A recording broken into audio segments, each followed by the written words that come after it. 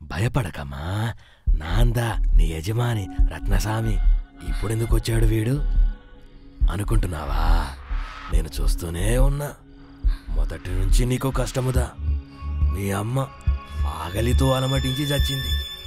ప్రపంచం రొంబ చిన్నది, తిరిగి తిరిగి మళ్ళీ కలవాలి. నీకున్న ఒకే ఒక్క చిన్న తమ్ముడు జైలుకు పోయాడు.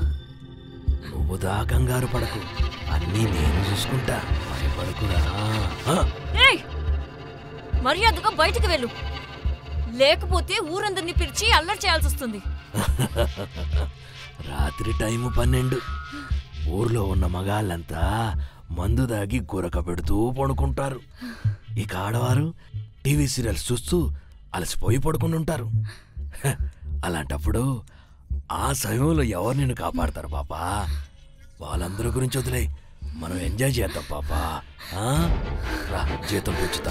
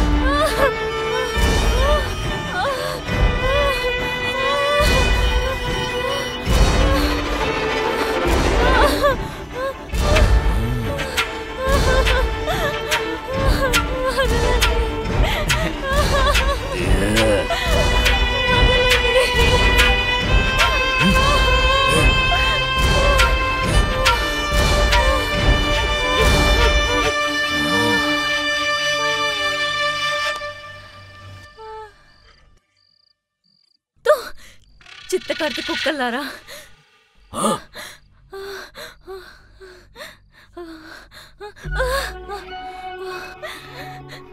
నా జీవితాన్ని నాశనం చేశారు కదరా.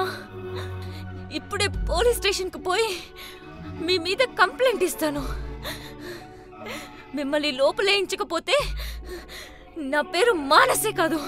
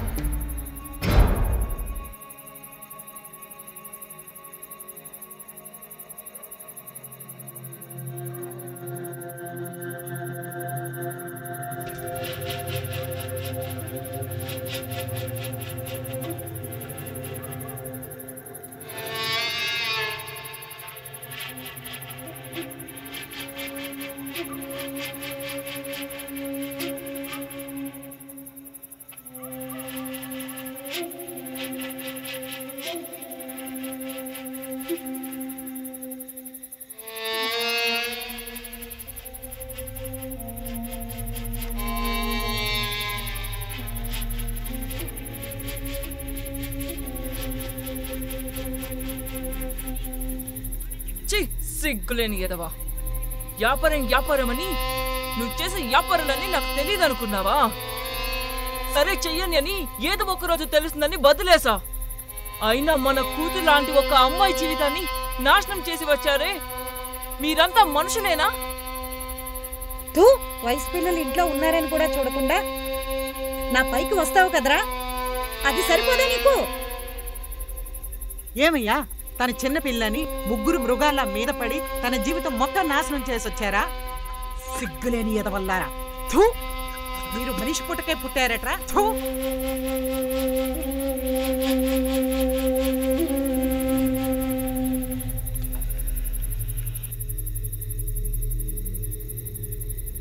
మీ ముగ్గురు కలిసి మమ్మల్ని చెప్పు తీసుకొని కొట్టండి, కానీ ఆ పాప పోలీస్ స్టేషన్ పోతానంట.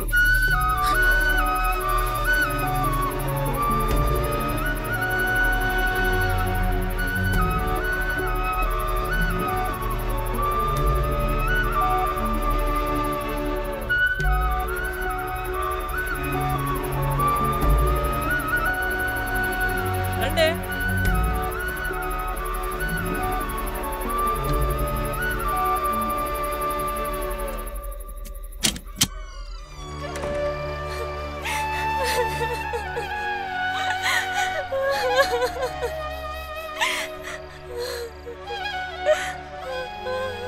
మనస, మమ్మల్ని మన్నించమ్మా.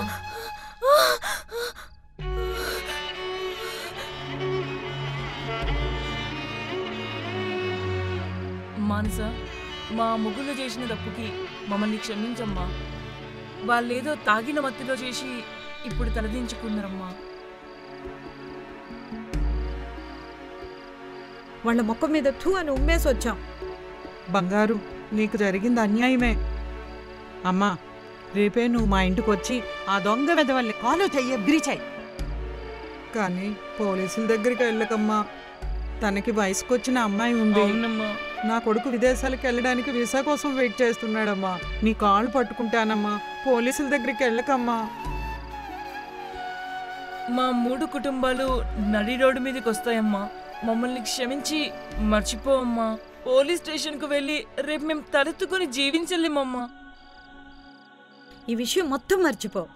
రేపే నీకు మంచి పెళ్లి కొడుకుని చూసి 40 తులాల బంగారం పెట్టి వైభవంగా పెళ్లి చేస్తాం.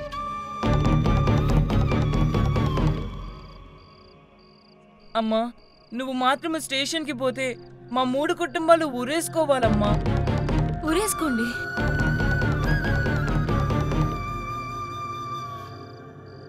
ఇంకెన్నాళ్ళు మాలాంటి పేదవాళ్ళే ఊరేసుకోవాలి? ఇప్పుడైనా మీలాంటి వాళ్ళందరూ ఊరేసుకొని చావండి.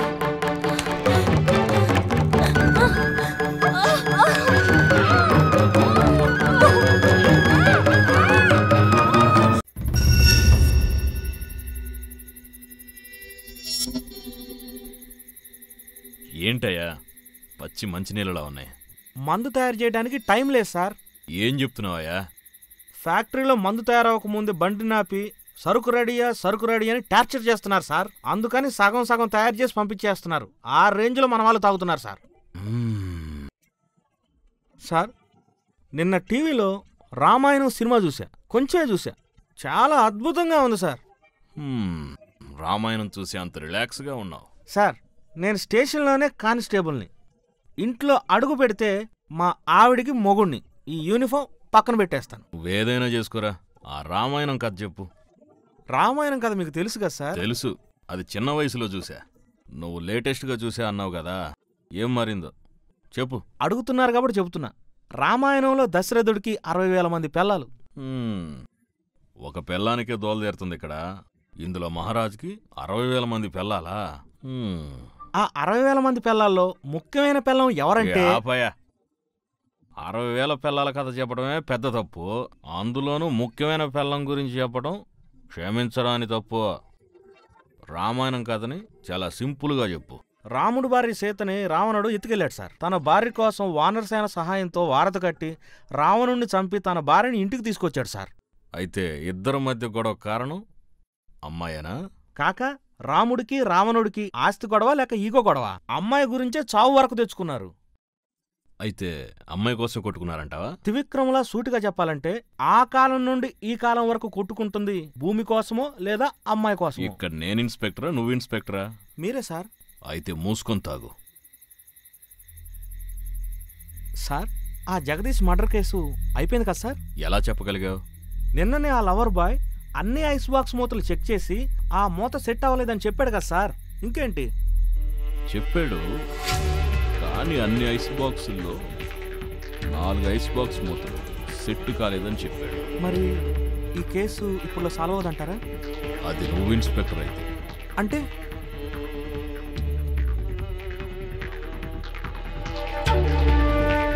Finish the case.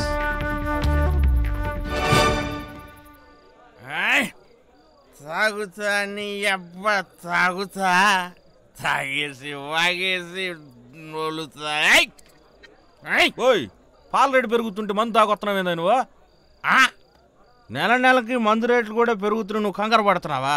పాల రేట్ల గురించి అడుగుతున్నావు. పోయా, పెరుగుతున్నాయి అంటే ఇక్కడ మందు రేటు పెరుగుతుంటే పట్టించుకునేవాళ్ళు లేడు.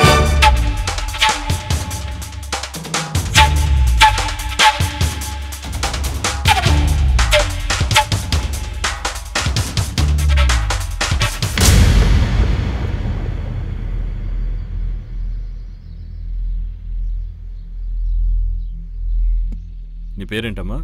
నిర్మలా సార్. ఏం చదువుతున్నావు? 10th. నీ పేరేంట్రా? ఏ ఊరు?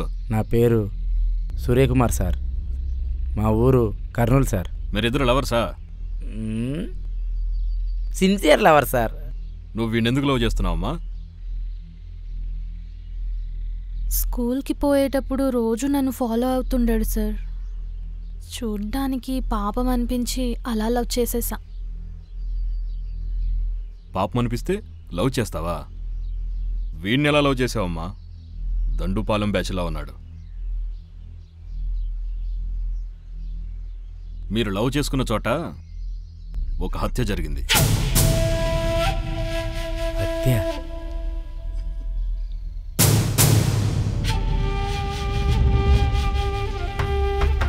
అది కూడా తెలియనంతగా కళ్ళలో కళ్ళు పెట్టుకుని లవ్ చేసుకున్నారు, అంతేగా? ఈ లవ్లో అసలు ఏముందయ్యా? లవ్లో చెప్పలేనంత కిక్ ఉంది సార్. ఎత్తు, ఆన్ చేసి మాట్లాడు. హలో అమ్మా, అమ్మా చిన్న మీటింగ్లో ఉన్నానమ్మా. ఎప్పుడు వస్తావురా? అయిపోయిందమ్మా, నువ్వు కంగారు పడకమ్మా. సరేనమ్మా. ఫోన్ కట్ చేయకు. ఇవ్వు. ఎవరు? సూర్యకుమార్ ఫ్రెండా? బాబు, మా వాడికి 12 గంటలకి పెళ్లి చూపులున్నాయి. వాడిని కొంచెం త్వరగా రమ్మని చెప్పండి. ఇది చాలా ముఖ్యమైన విషయం, వాడిని మర్చిపోవద్దని చెప్పండి. త్వరగా రమ్మనండి.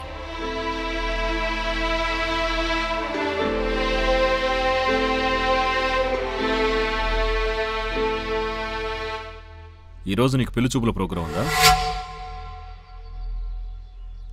అవును సార్. మరి ఈ అమ్మాయి? ఇది లవ్ సార్, అది క్యాష్ కోసం సార్.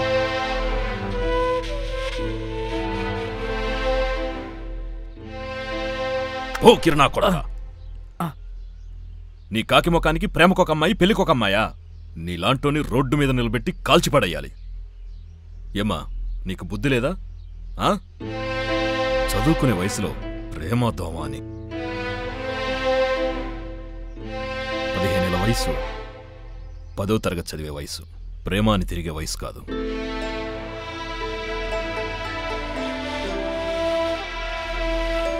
చూసావు కదా, ఇలాంటోని నమ్మి చదువుని ఎందుకు నాశనం చేసుకుంటావు? నీ పేరెంట్స్ నేను చదువుకోవటానికే కదా పంపిస్తున్నారు. రేపు నీ పిల్లలు తప్పు చేస్తే నీకు బాధ తెలుస్తుంది. ఓ, వెళ్ళి బండిలో కూర్చో. సార్ నేను సార్.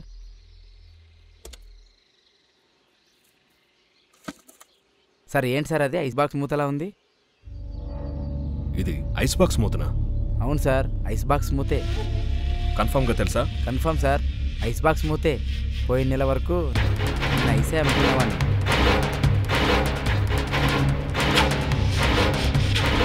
సరే బండిలో కూర్చో. సరే సార్.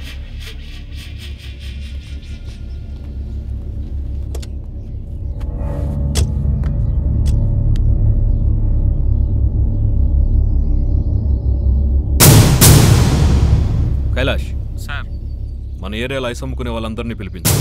అలాగే చనిపోయిన అతని వాళ్ళ పేరెంట్స్, వారితో పాటు ఆ పెళ్లి చేసుకోబోయే అమ్మాయి, ఆ అమ్మాయిని, వాళ్ళ తమ్ముడు, వాళ్ళందరినీ 2 అవర్స్లో ఎంక్వైరీకి చూపించు.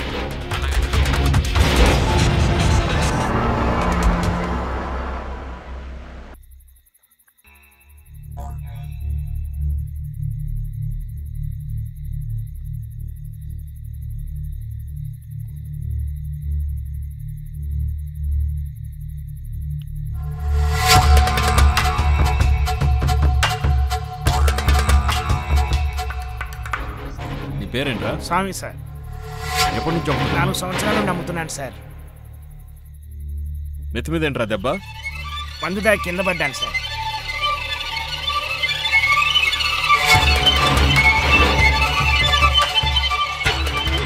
నీ పేరేంటి? కృష్ణమూర్తి. నువ్వెక్కడ ఐస్ అమ్ముతావరా? గవర్నమెంట్ స్కూల్ దగ్గర పిల్లలున్న అన్ని ఏరియాలో అమ్ముతాను. పిల్లలు ఎంతమంది నీకు? కళ్యాణం అవలే, పిల్లని వెతుకుతున్నా. అమ్మాయిని వెతుకుతున్నావా?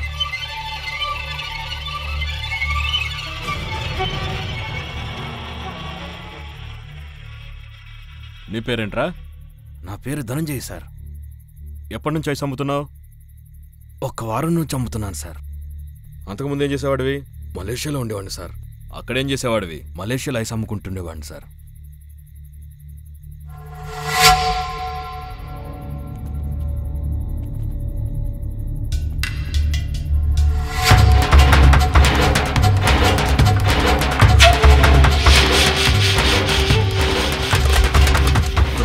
సమాధానం చెప్పట్లేదు. స్పెషల్ ఎంక్వైరీకి ఏర్పాటు చేయండి. Okay sir.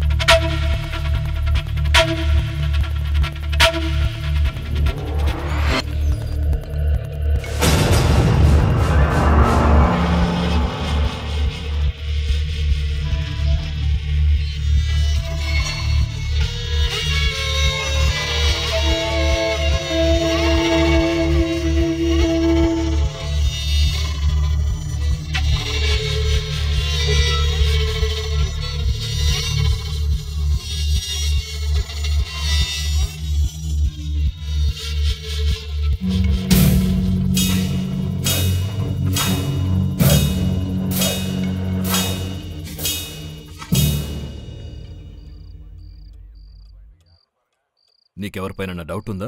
డౌట్ లేదు సార్, కన్ఫర్మ్గా చెప్తున్నాను. దేవుడే మా బావని చంపేశాడు. నాకు ఏ మంచి జరగకూడదని ఆ దేవుడే చేశాడు. అందుకని దేవుని లోపలేస్తామా? అడిగిన దానికి మాత్రమే సమాధానం చెప్పు. సారీ సార్, తన మామ చనిపోయిన బాధలో ఉంది, అందుకే తను అలా మాట్లాడుతుంది. మీరేమీ అనుకోకండి. మా అబ్బాయికి ఎవరూ శత్రువులు లేరు. గాంధీకి కూడా శత్రువులు లేరు. కాల్చి చంపలేదా?